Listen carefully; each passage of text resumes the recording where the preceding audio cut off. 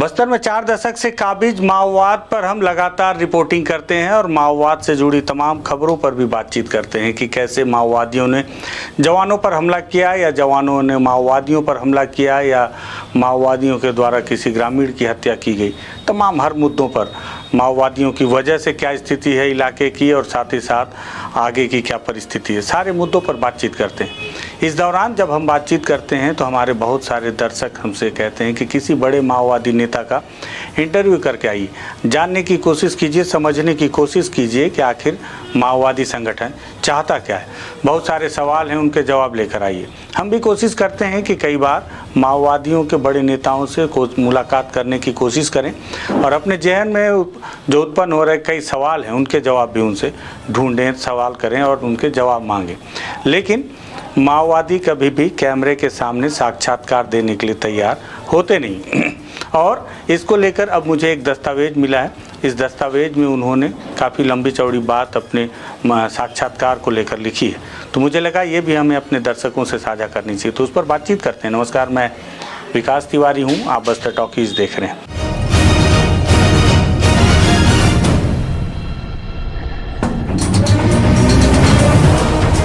दरअसल 4 दशक से काबिज है माओवाद बस्तर में दंडकारण्य में और इस दौरान माओवादियों के कई पड़ाव देखने को मिले। कैसे वो बस्तर आए, दंडकारण्य में आए, कैसे उन्होंने अपनी जड़ें जमाई, कैसे उनके बड़े लीडर यहाँ पर पहुँचे, कैसे उन्होंने आदिवासियों को अपने साथ जोड़कर बटालियन तैयार किया, कैसे उनके बड़े नेता मारे गए और सब अलग अलग नेताओं की अलग अलग कहानियाँ थी।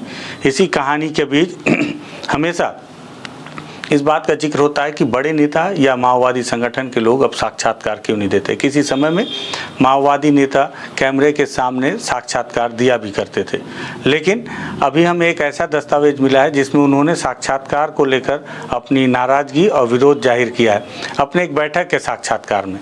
दरअसल जिस किताब की मैं बात कर रहा हूँ, ये एक बहुत महत्वपूर्ण माओवादियों की बैठक हुई थी और ये बैठक थी डीके के दंडकारण्य का चौथे अधिवेशन के तीसरे प्लाटून के बाद ये आयोजित हुई थी बैठक, जो कि एसजेडसी की दूसरी बैठक में जो प्रस्ताव पारित हुए थे, उस प्रस्ताव में ये जो फैसला है कि इंटरव्यू देना है कि नहीं देना है, उसको लेकर ये सारी चीज़ें बरामद हुई हैं। मुझे लगा कि ये भी आपसे मैं रूबरू करूं।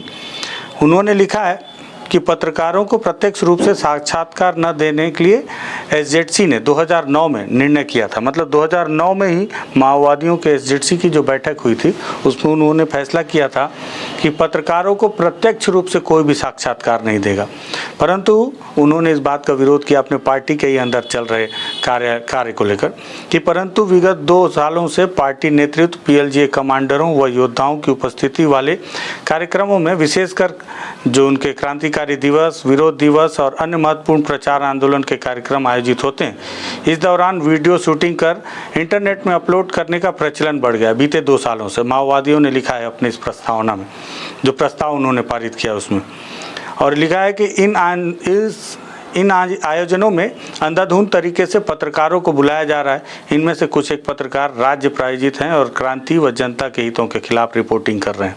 पत्रकारों के लिए लिखा है कि बहुत सारे पत्रकारों को जब भी माओवादियों के कार्यक्रम होते हैं तो उसमें बुलाया जाता है और उसके बाद वो जो पत्रकार आते हैं बड़ी संख्या में, उसमें बहुत सारे पत्रकार राज्य सरकार से प्रायोजित होते हैं। आपको याद होगा कि बीते दिनों लगभग 2 साल पहले की घटना है, बीजापुर जिले के कोमटपल्ली में एक बड़ा आयोजन किया था माओवादियों ने, जिसमें उन्होंने अपने शहीदी सप्ताह का आयोजन किया था और उसमें भी उन्होंने पत्रकारों को बुलाया था।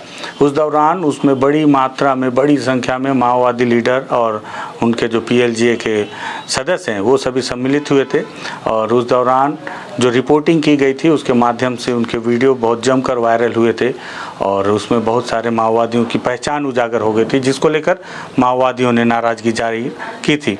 और इसमें से उन्होंने साफ लिखा है कि कुछ एक पत्रकार जो हैं राज्य प्रायोजित और क्रांति और जनता के हितों के खिलाफ रिपोर्टिंग कर रहे हैं, साथ ही माओवादियों की कमज़ोर और मजबूत पहलुओं को भी दुश्मन तक पहुंचा, दुश्मन मतलब सरकार और पुलिस तक पहुंचाने की कोशिश कर रहे हैं। कुछ एक संदर्भों में बिना पार्टी कमेटियों में चर्चा के या ऊपरी कमेटियों की पूर्व अनुमति के बगैर ही पत्रकारों को बुलाकर साक्षात्कार भी दिए गए हैं। जिस बात पर माओवादियों के बड़े नेताओं ने नाराज़गी जाहिर की है, जिसको आप स्क्रीन पर देख रहे हैं। ये लिखा हुआ है, ये उनका ही दस्तावेज है जो मुझे कहीं से मिला है। साथ ही साथ ये लिखा गया है कि इसलिए उपरोक्त विषयों को ध्यान में रखकर एसजेडसी निम्नांकित मार्गदर्शन नियम बनाती है और उन पर सख्ती से अमल करने के लिए पार्टी कमेटियों को निर्देशित करती है। नियम क्या बनाया है माओवादियों ने?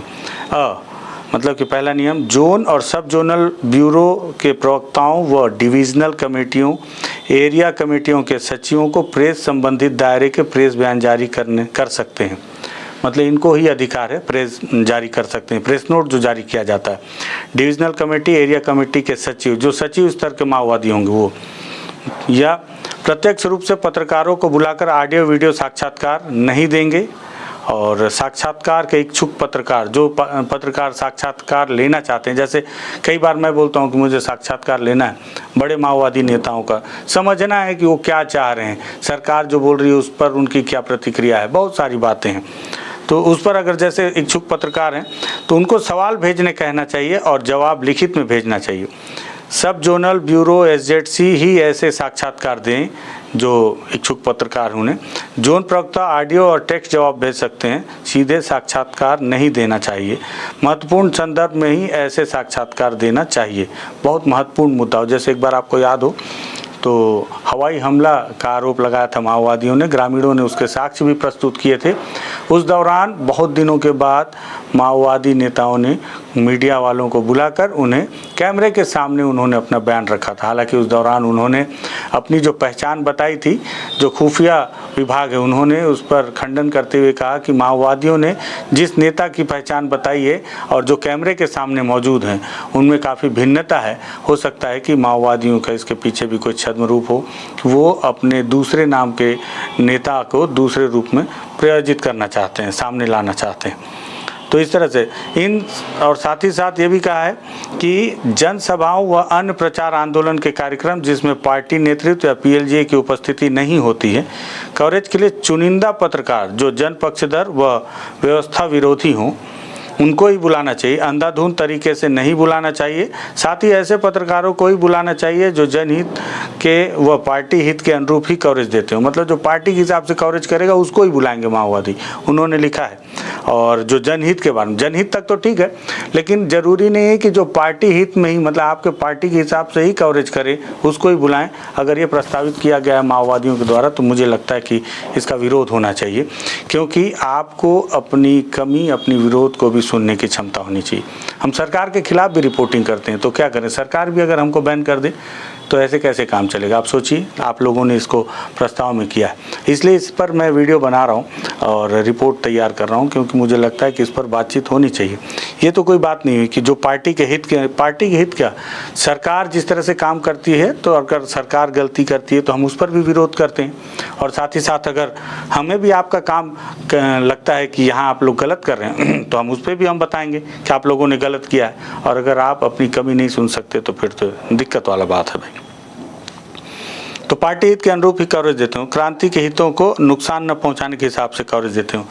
मुझे पता है कि आप माओवादी पार्टी जो है उनके साथ भी रिपोर्टिंग करने के कुछ एथिक्स हैं। हालांकि पुलिस को लगता है कि हम अगर उस एथिक्स में चल रहे हैं तो हम माओवादियों का साथ दे रहे हैं। हकीकत यह है कि ऐसा नहीं होता। जब हम रिपोर्टिंग करते हैं तो हम ये कोशिश करते हैं कि क्योंकि हम तलवार की धार पर हैं, सीधी तौर पर अगर हम थोड़ा सा भी इधर उधर हुए तो हम किसी भी एक पार्टी के खेमे में जा सकते हैं। और मैं नहीं चाहता कि मैं पुलिस का मुखबिर बनूं या माओवादियों का मुखबिर बनूं, तो हमें उस एथिक्स को मानना पड़ता है। पुलिस कुछ सोचती होगी, मुझे उससे फ़र्क नहीं पड़ता, क्योंकि मुझे पता है कि मैं अगर ग्राउंड पे जा रहा हूं तो मैं उस एथिक्स को ध्यान पे रखकर ही रिपोर्टिंग करता हूं। और पार्टी पीएलजीए द्वारा आयोजित कार्यक्रमों में पत्रकारों को बुलाना ही नहीं चाहिए, ये आखिरी बात उन्होंने लिखी कि अगर मान लो कि कहीं पे उनके पीएलजे के लोग हैं, इकट्ठा हुए हैं, तो ऐसे जगह पे पत्रकारों को बुलाओ ही मत, ये उन्होंने फैसला लिया है। लिखित में ये सारी चीज़ें। साथ ही साथ लिखा है, देश दुनिया में प्रचार के लिए एसजेडसी कॉमरेड की देखरेख में हमें ऑडियो वीडियो टेक्स्ट सामग्री तैयार कर नेट में अपलोड करना चाहिए। पत्रकारों के लिए भी जारी करना चाहिए। ताबड़तोड़ वीडियो शूटिंग की अनुमति नहीं देनी चाहिए। चुनिंदा कॉमरेड को जिम्मेदारी देकर शूटिंग करवाना चाहिए। मुझे लगता है कि वो जो कोमटपल्ली में जो इन्होंने एक बड़ा आयोजन किया था और उस दौरान जो जिस तरह से बहुत सारे इनके माओवादियों की पहचान उजागर हुई थी, उसके बाद से ही बैठक में इस तरह के प्रस्ताव लिए गए। हालांकि इसमें इस बात का भी जिक्र है कि 2009 में ही ये फैसला लिया गया था कि पत्रकारों को सीधे साक्षात्कार नहीं देना है, और उसको लेकर उन्होंने ये नियम जारी किया था कि जो मैंने आपको बताया कि किस तरह से साक्षात्कार देंगे, आप प्रश्न भेजिए तो जवाब दे देंगे। ये माओवादियों का एक नया नियम मुझे मिला, तो मुझे लगा इस पर भी आपसे बातचीत कर लूँ। एक और ख़ास बात मिली, खास बात ये थी कि जिस तरह से जो हमारा सिस्टम चलता है, लोकतांत्रिक सिस्टम, इसमें जैसे अधिकारी होते हैं, पुलिस के एसपी, टीआई, थानेदार, तमाम अधिकारी और पुलिस का जो स्ट्रक्चर होता है और साथ ही साथ प्रशासनिक जो स्ट्रक्चर होता है, उसमें ट्रांसफ़र की रणनीति होती है, नीतियाँ होती हैं कि जैसे 2 साल कोई एसपी किसी ज़िले में रह गए हैं तो उन्हें 2 साल के बाद दूसरे ज़िले में, या 3 साल के बाद, या उनके कार्य अनुरूप, या हो सकता है कि गलत काम कर रहे हैं तो जल्दी, और कई बार उन्हें लाइन अटैच कर दिया जाता है या पीएचक्यू में अटैच कर दिया जाता है उनके ओहदे के अनुसार। तो ठीक उसी तरह की व्यवस्था माओवादियों के संगठन में भी होती है, वो भी यहाँ पे मिली। इंटरेस्टिंग है इसलिए इसका आपको बता रहा हूँ। जैसे उन्होंने लिखा है कि तबादले किए गए हैं संबंधित यूनिटों एवं कामरेडों तक। तो इसमें क्या लिखा है तबादलों में? नंबर 1 पर लिखा है कॉमरेड मल्लेश का नाम आप लोगों ने बहुत सुना होगा। डिवीसीएम मार डिवीजन से उत्तर सब जोनल आपूर्ति दस्ते के लिए तबादला किया जाता है। उनकी जगह कॉमरेड दीपक को डिविजनल कमांडर इन चीफ रहते मार डिवीजन को सुझाव दिया जाता है, डीवीसी का सुझाव दिया जाता है। जो दीपक हैं अब वो देखेंगे, क्योंकि मल्लेश का तबादला कर दिया गया है। साथ ही साथ कॉमरेड सोदा गार्ड टीम से 7 का तबादला कर चुके हैं। अभी और 3 का तबादला प्रस्तावित है। कॉमरेड आकाश को पश्चिम बस्तर, कॉमरेड सुमित्रा का कंपनी नंबर 1 के लिए और कॉमरेड रीना का उत्तर बस्तर के लिए तबादला किया जाता है। कॉमरेड कुदा, कॉमरेड माओवादी अपने साथियों को कहते हैं। कॉमरेड कुदा की गार्ड टीम से कॉमरेड रंजीत 8वीं कंपनी के लिए, जोगाल सोमवारी सूर्या राधा 5-6 महीने बाद। कोदा की गार्ड टीम से कॉमरेड मंगतू CY PCM को उत्तर बस्तर और कांकेर कॉमरेड भीमाल को PM एवं कॉमरेड रमेश को PM का उत्तर बस्तर के लिए तबादला किया जाता है। कॉमरेड दीपक दादा की गार्ड टीम के लिए कॉमरेड वीरू, मतलब जो दीपक जिसको की बड़ी जिम्मेदारी दी गई, उसके गार्ड टीम के लिए अनुराधा और दोनों को पश्चिम बस्तर के लिए तबादला किया जाता है। साथ ही साथ कॉमरेड रुदा की गार्ड टीम के लिए कॉमरेड क्रांति का उत्तर बस्तर से तबादला किया जाता है। कॉमरेड नरेद ACM कम्युनिकेशन का MMC मध्य प्रदेश, महाराष्ट्र, छत्तीसगढ़ का जो जोन है, कॉमरेड अजीत PM का उड़ीसा तबादला किया जाता है। मतलब अलग स्टेट में भी तबादला किया जा रहा है। देखिए, मतलब इनके तबादला करने की जो नीतियां हैं। 7वीं कंपनी से कॉमरेड ललिता CY PCM को कॉमरेड मोहन सीनियर PM जोड़ी को तबादले पर दक्षिण बस्तर और उत्तर बस्तर की तरफ भेजा जा रहा है। पश्चिम बस्तर से वापस आए कॉमरेड अड़मे ACM और कॉमरेड सुदरू को PPCM का उत्तर बस्तर में तबादला किया जाता है। तो देखिए किस तरह से तबादला नीति होती है इनकी। ये सिर्फ एक उदाहरण के तौर पर मैं बता रहा हूँ, और किस तरह से जो बड़े लीडर हैं या छोटे स्तर के लीडर हैं या उनके सुरक्षा बल में जो रहते हैं। जैसा आपको याद होगा, बीते दिनों हमने एक वीडियो बहुत वायरल हुआ था हमारा, जिसमें हमने सुंदरी से बातचीत की थी। सुंदरी वो महिला माओवादी थी जो अब दंतेवाड़ा में महिला फाइटर हैं और DRG में माओवादियों के साथ लोहा ले रही हैं, जंगलों में रहते हुए। वो किसी समय में हिड़मा की गनमैन हुआ करती थी, लेकिन हिड़मा की गनमैन रहते हुए भी उन्होंने बताया कि उसके पहले वो किसी और के पास गनमैन थी, फिर उनका ट्रांसफ़र होकर उन्हें हिड़मा के पास भेज दिया गया। इसी तरह से पूरे माओवादियों का जो स्ट्रक्चर है, वो समय समय पर जब वो बैठक करते हैं तो सबके काम को देखते हुए और उनके काम करने के तरीके को देखते हुए उनके तबादले करते रहते हैं।